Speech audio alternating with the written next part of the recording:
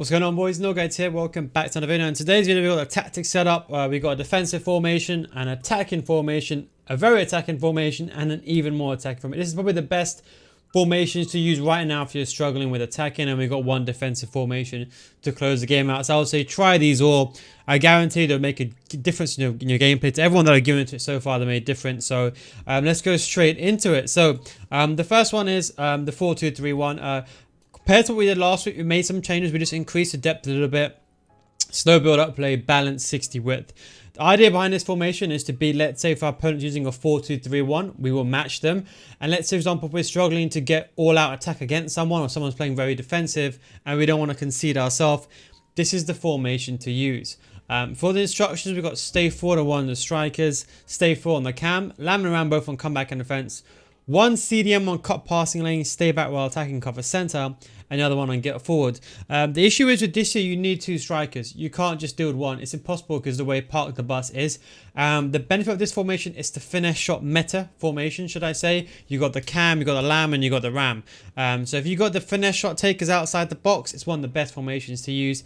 And you got one center mid join the attack as well. So the most attacking center mid would go there. Left back and right back, we've got stay back while attacking for both left back and right back. And this is the formation you want to use. Let's say, for example, okay, you're winning 2-0, you want to close the game out. This is the formation to use. Let's say, for example, you want to abuse the finesse shot meta. This is definitely the formation for you to use. So it's kind of like a defensive formation, one that can attack and one to close the game out. The next one we have is the 3-5-2. Formation is so good, almost made me cough, to be honest. Defensive start, we got it on balanced, width on 50, depth on 35. This is the most important thing. Excuse me. Build up play and chance creation. We have direct passing. For me, this is the best formation right now in the game. Simply because of two reasons. One is basically every formation together. It's basically a 4-4-2 with a cam. It's a 4-2-3-1 with two strikers. It's everything that you want in a team. The most important thing though is the left mid and right mid. That gives you a lot of space, and because everyone is playing so narrow and contracted in the middle, right now those left mid and right mids, they create a lot of space down the wing. If you want a guaranteed switch to be open every single time, then this is definitely the formation for you to take. Depth, we put it a bit lower just because you don't want to get done you don't want to be too high up where you're getting done on the counter attack. And I think also the defensive shape, you don't want to be, because you're defending in a 5 anyway, so you don't want to be too high forward because the gap between the CDMs and the back 5 becomes too big in my opinion. So I think 35 is a good balance where the CDMs are there and you can still switch them. We have long balls so players make the runs going forward, perfect for the L1 triangle through balls. And we've got direct passing in the final third as our chance creation. Don't forget we've got the left mid and right mid flying forward, so we've got those chances. The width we left it on default because the left mid and right mid are fairly wide anyway, so you don't need to increase the width anything over there. Instructions, we have 3 players on stay forward. If you struggle with this, I would say put one of the players on comeback and offense. So if you know you can't defend with just a bank of 5 and 2 in the front, put one of the strikers on comeback and defense, and that way you'll make a midfield 3. So do remember that. Just because I can trust myself with defending, I'll put it on stay forward. But even now, if you're inside the game, remember my voice at the back of your head. If you are struggling with 3 strikers up front, just change formation. Don't stick on this formation because your opponent will be smart, play in front of your front 3. Unless you bring them back manually, you'd be in trouble. No getting behind because we have the long ball feature when we're building up, and then direct passing in the final third. So I don't really want long ball. For the left mid and right mid, them come back on defense. If you want to, you can put them on stay wide. The reason why I've removed getting behind compared to last time is because sometimes the players are just going too far forward, and what happens is that if I've got the ball in my left mid, there's no one to pass to. I kind of want the switch on the other side, but a lot of the times the switch is not available because this guy's running forward half the time. And sometimes you want to pass the switch, so you need to take a touch inwards and then do the finesse shot. So again, we're kind of getting accustomed to the meta a bit more, and that's the reason why we changed our positions. Both CDMs on stay back while attacking, cut passing lanes. If you are comfortable with attacking, this is if you're comfortable, put one of these guys on get forward. You do that, you will not struggle with the defensive opportunity, that I can guarantee you. Get someone like Bruno Fernandes here, or someone that can take a finesse shot, you're very much going to have such a good chance creating chances in that front. Now, we have the 4-1-2-1-2. This is more of like a pressing formation, let's say, because the 3-5-2 is not the best formation for pressing. The best is like a 4-4-2. But because we removed the 4-4-2, we've gone with the 4-1-2-1-2.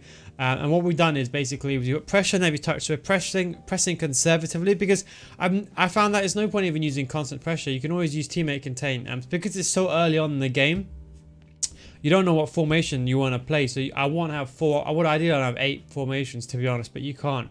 Width of 40 because it's quite a compact formation anyway, so just making it a bit wider. Depth 55 because we want to be high up the pitch in order to press the ball. So when our opponent's got the ball, we want to be at least somewhat high up the pitch. That way, if he's wasting time pinging the ball from left to right, we can then go ahead and get the ball. We ask fast build-up play because obviously everyone is short, and I suppose you can say in minute passing angles. So fast build-up play, we can quickly zip forward as soon as we get the ball, do the 1-2s between all the players, between the Christmas trees I like to call it, and forward run. So when we are in a final third, you got the left back and right back overlapping. You got the left centre mid, right centre mid, the 2 strikers, everyone combined together in the middle. And the width we put on 55, just a bit above average, just because it's quite a narrow formation anyway. And increasing the width too much is not going to make that much of a difference regardless. And we still want everyone to be compact and narrow enough together where they can make the 1-2s between them. Instructions: stay central, get it behind for both strikers. And stay forward.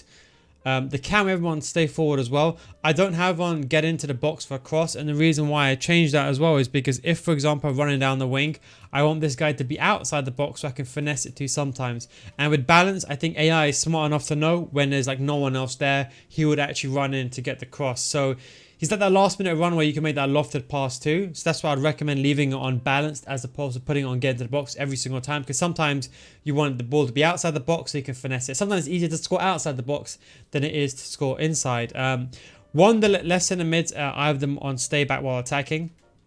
If you struggle defensively, leave one of them on stay back while attacking. The other one, I leave it on balanced.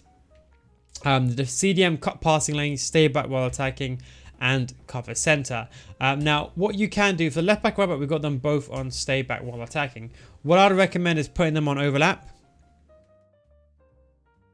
And then what I would say is when you have the ball going forward, activate the D-pad tactic attacking fullback. So if you want to make this tactic even more attacking, activate the attacking tactic fullbacks join the attack, or attacking fullbacks. You press up on your D-pad and you press left, I think. Up the D-pad, then you press left and you can activate. That's like basically like an on-off switch, like a light switch. So you turn that on, the fullback, as soon as you get the ball, they will fly forward. If you turn it off, they will stop. So even though this is on stay back while attacking, the D-pad tactic overrides this, and then they still go forward. So do bear that in mind. And that is basically my tactics layout. So what I will do is most of the time is I will start the formation on this 4-2-3-1, suss the opponent out. Then normally I'll go to a 3-5-2 immediately, just because I like to play very attacking. You guys know I'm not a part of the bus type player. And then I will stay this for most of the game. If I'm struggling and I want to be a bit more narrow, and I know, for example, he's not playing part of the bus, then I'll go with a 4-1-2-1-2 second variation. If he's basically tanking in the middle, I need to get on the sides, then I'll use a 5-3-2. So this is a formation where my opponent's playing very, very narrow. This formation, everyone's playing very, very wide. And this is basically a general formation that has a bit of everything, but it's a bit more conservative. It's not fast build-up play. It's kind of slow, progressive, but fast enough to go forward. And then I have the formation, of course, to close out the game. Anyway, guys, thanks for watching. Take it easy, and I'll catch you next time. Peace out.